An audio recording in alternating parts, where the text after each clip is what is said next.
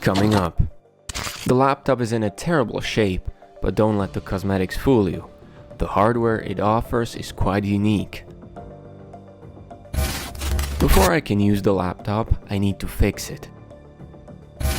Well, it's all fixed now, but now we have another issue, the power supply. The laptop didn't come with one, so I'll have to make one. So, SLI and GTA definitely helped, but I'm at the max capacity of the power supply. The voltage is slowly dropping, and if I try to enable recording or just even move in the game, I think I'll burn my house down. Welcome back. So, about a year ago, I was looking into dirt cheap broken laptops that I can try to fix, as a challenge. Amongst them was this Lenovo IdeaPad Y5010P. It's equipped with an i7-4702MQ and a GPU GT755M. Pretty cool hardware, so I threw some bids without making any research first and won it for around 20 euros. From the pictures of the listing, I saw it was pretty beat up, but when it showed up, the seller didn't represent the damage quite well. It was beat to hell. Plastic missing from the vent cover, scratched up plastics, and the bottom panel bent to hell. But the hardware seemed okay. The keyboard was complete, the screen was fine, and the motherboard and other components were intact. Now, the reason why I was interested in this machine was because the seller mentioned that it did not charge and did not boot. Usually this issue is quite easy to fix and diagnose, so I went ahead and disassembled it.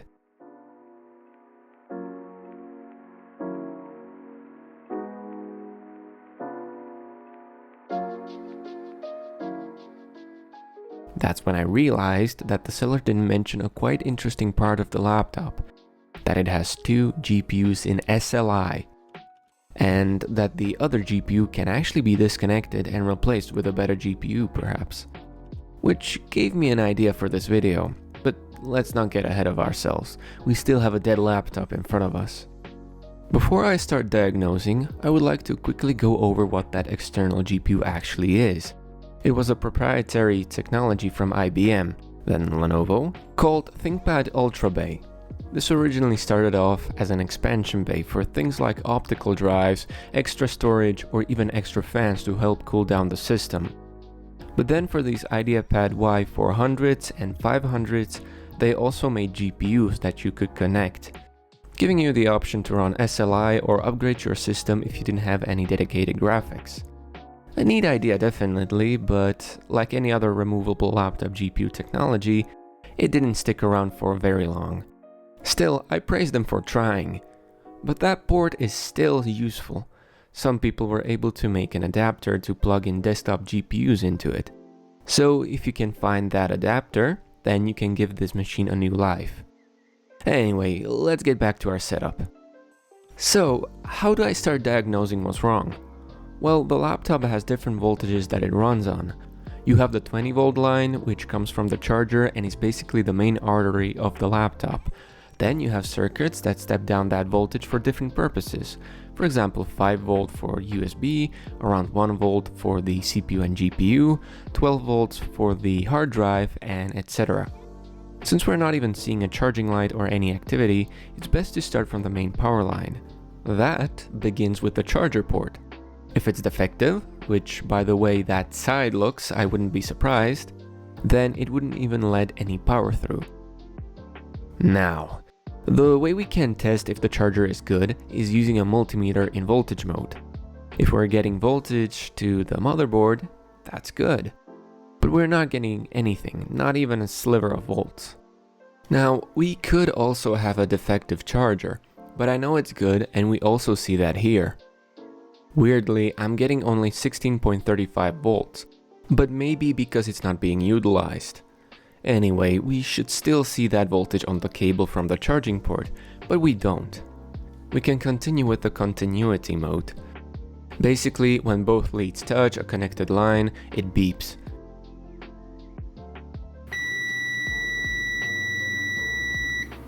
Showing us if there's a break anywhere or if the line is fine. Well, the ground seems to be connected, but the positive side isn't. which 99% indicates that we have a bad charging port. To test this, I took a charging port from another laptop and wired it up using these Arduino cables to the laptop. The reason why I did this was because the connector that connects to the motherboard is smaller. I know the cables aren't thick enough for this laptop, but it's going to be ran just for a second to test my theory. After plugging in the charger to a wall socket, it didn't seem to behave any differently. No magic smoke didn't emit. However, it is getting power now, so it seems that it should work. To turn this laptop on, I'll need to steal the power button from the chassis. And after one last check, I'll turn it on. Let me try that again. And it lights up. Let's go. It doesn't have any memory installed, so it turns off after a while. So that explains that behavior. But still, it seems we have a working machine, at least in theory. When I inserted some memory, it now seems to behave normally. We have one extra LED turned on and it doesn't restart on its own, so that looks promising. It's also getting quite hot and is automatically regulating its fan speeds. That looks good.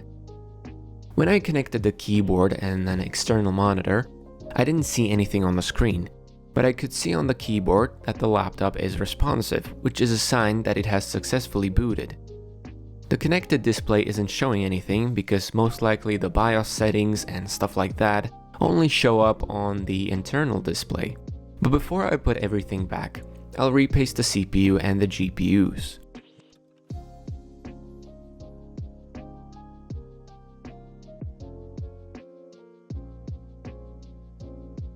Now that I mounted the motherboard back into the chassis, I can test the motherboard with its internal display. And after turning it on, it works. We got display and everything. Well, that means that everything works and I only have to fix or replace the charging port. What I did was splice the cables of the charging port I was previously testing it with. With some soldering, it worked great. And I was on my way to install Windows 10. Boasting two full-fledged GPUs running an SLI and with an i7 and 16GB of RAM, it seems like a pretty good machine for its time. Sure, the GPUs themselves aren't that fast, but I would have killed for something like this back then. But all of that power comes at a cost, requiring a beefy charger, which this laptop didn't come with. The best I have compatible with this laptop is a universal 65-watt charger, which definitely won't handle all of that goodness. And while I could try and find the original charger, or maybe get a stronger universal one, everything was either quite expensive or just unavailable. So I decided to make one. To be exact, I'm not trying to make a portable charger. I definitely failed in that sense. Instead, I'm going the route of making a DIY bench power supply. It's quite simple really. I'm using an ATX power supply that is connected to this breakout board, which connects to this step-up circuit. Remember that the highest voltage an ATX power supply can produce is 12 volts, so I need to raise that voltage to 20 volts, which this can easily handle. It's rated for output up to 80 volts and 10 amps. And that's enough for what I'll need, or for any laptop that I'll be using in the future. Then I connected a volt and an amp meter to the output of the step-up circuit. That will give me a rough idea of what's going on. And that's it. Pretty simple actually. Now there are definitely safer and easier ways to build what I'm doing, but I don't want to destroy this power supply just for this experiment. I want to make it interchangeable so that if in the future I want to try a stronger one or just play around with different power supplies, I can easily remove the current one and plug in a different one. Now let's see if it actually works. Now I know that it's not precisely 20 volts and I could fine-tune that, but I'm giving it some headroom in case the voltage drops significantly for a short period of time. Also, it's only 1.5% above the normal voltage, so that is still pretty okay. Weirdly, it's not pulling any current, but the battery LED indicator is blinking, which means that it is taking some power. It also didn't explode, so everything seems to work. After introducing my multimeter into the mix, as another way to meter the amps, we can clearly see that it is pulling 800 milliamps. I don't think that the meter I plugged in is very accurate, or just maybe it doesn't work at these low currents. It was designed for 50 amps after all. Nonetheless, I couldn't turn on the laptop. But with the current design, I can't draw too much current, and you can hear that the laptop doesn't like that very much. Not only that, I blew a fuse on the breakout circuit. The fuse was rated for 5 amps, which I definitely overstepped. With a new fuse that can handle 10 amps and some power tweaks to the laptop, I was able to run it just fine for normal tasks. But I was still far from gaming on it. You see, the power supply I'm using is a 300 watt model with a maximum output on the 12 volt rail around 216 watts. That sounds okay, no? Well, the 12 volt rail is split into two. One is a 9 amp rail for the 24 pin and the rest is 17 amps for the Molex, SATA and the CPU. Currently, I'm only using the 9 amp rail, which isn't enough to power this laptop completely. So, the plan was, I'll add in another connector to the booster circuit, the EPS CPU 4-pin power connector, which should tap into the other 12 volt rail. I didn't have a screw terminal, so I just used a screw and a washer as a substitute, which, while dangerous, it worked great. And with the new mod, it supplied enough power. Also, as you already saw, I'm using a new meter because I didn't really trust the meter connected to the booster. And I'm thankful that I did because the old one was really inaccurate. But the voltage reading is accurate, so I'll use it at least for that. Even with this improved design, it's still important to mention that the current maximum output is only 180 watts, which is barely enough for this laptop, as you'll eventually see. Still, it gives a way better look at the laptop than the original 65 watt charger ever could. And with that, we're finally ready to ask the big question. Just a quick rundown of what's going on in this section of the video. I'm going to go over some games, first without SLI, then with SLI enabled, to see and compare the differences in performance. The footage you see was recorded by the laptop itself using OBS, but the statistics themselves were recorded in a separate run, so that the performance overhead of OBS capture isn't affecting the results. With that mentioned, I'll start with Call of Duty Black Ops 1. It already ran pretty well with just single GPU with maxed out graphics. The game is capped at 90 FPS and only deviated from that frame rate when things got heated. Otherwise, not bad. With SLI, this improved massively, almost never dropping below 80. It didn't introduce any extra stutter or visual issues.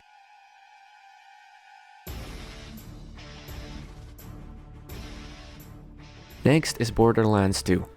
It ran pretty okay, around 30 to 40 FPS with high settings.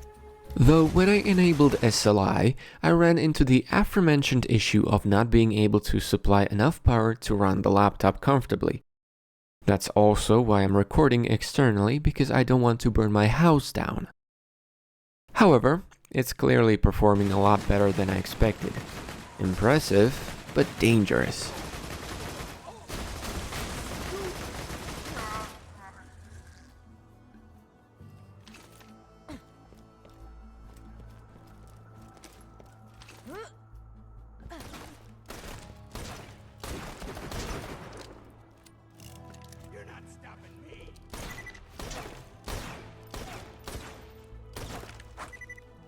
Apex Legends was a bust. I forgot that this game is now DirectX 12 only. But you might say, isn't the GT 755M a DirectX 12 card? By definition, yes, but only barely, supporting only the oldest standard and nothing more, which clearly isn't good enough for Apex. Back to something older, Call of Duty Modern Warfare 2, the original one. It already ran great on one GPU and practically doubled the frame rate with 2 enabled, but it also introduced a lot of horrible stutter. It did clear up eventually somewhat, but I would stay away from this game when using SLI. Though it's important to mention that those stutters could have been caused by a CPU bottleneck, but who knows.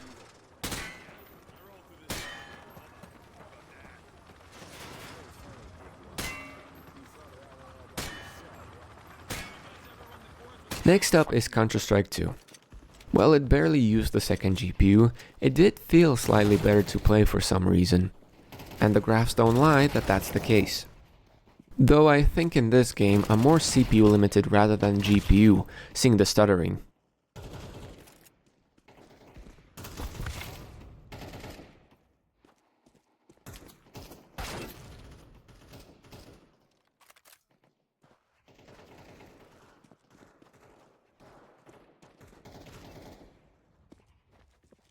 Next up is Dead Island Definitive Edition, a remaster of the original game.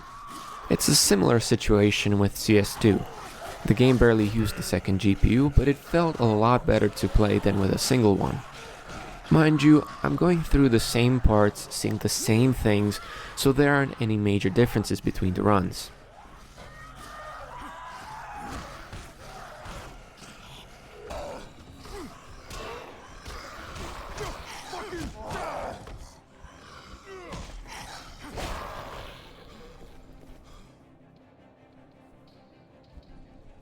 GTA 5 Legacy Edition ran pretty well, even extremely well with SLI, though I wasn't able to run around the town or record the screen, because, just like with Borderlands, I'm at the max capacity of the power supply. The voltage was slowly dropping, and if I try to enable recording or just even move in the game, I think I'll burn my house down. So this has to be good enough.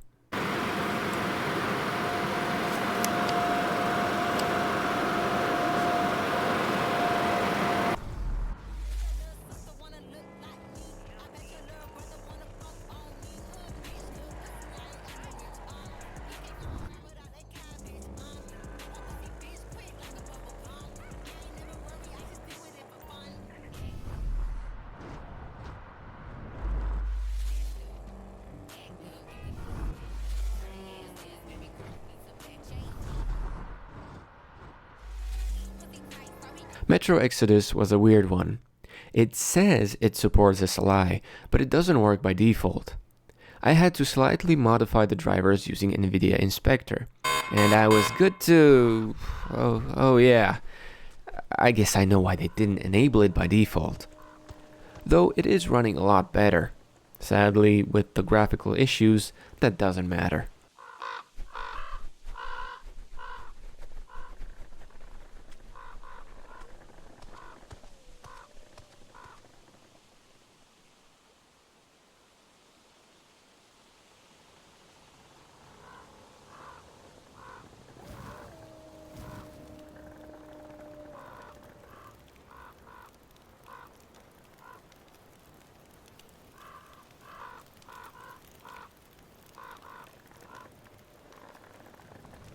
Its older sibling, Metro Last Light Redux, ran pretty well on a single GPU, but SLI, again, worked barely. I saw almost no difference, but the graphs say otherwise, with a very slight improvement. It feels like if you slightly overclocked a single GPU, not having two individual GPUs. No extra stuttering or screen tearing, which is nice. Get ready, Artyom. I'll be waiting at the exit. Move it, you wind. We have arrived at the conclusion for this video. It's a neat technology, especially for portable devices, but I think they should have just invested into a beefier GPU. I mean, don't get me wrong, where it works 100%, the difference is insane. Way better than what a one tier higher GPU could have achieved. But that's the problem. It has to be supported by the game, and even then, it might not work properly. Especially now when Nvidia is dropping SLI support completely, which, while it is a shame, I understand that. And the laptop? It held up really well, considering its state. Nothing burnt down, I just wish the power supply was slightly beefier so that I didn't have to completely compromise on some of the benchmarks. Still though, for trying out SLI for the first time in my life, I had a blast. And I can just imagine how cool it must have been back in the day. And I hope you enjoyed this adventure too. If you like this video, drop a like and subscribe. And with that, see ya.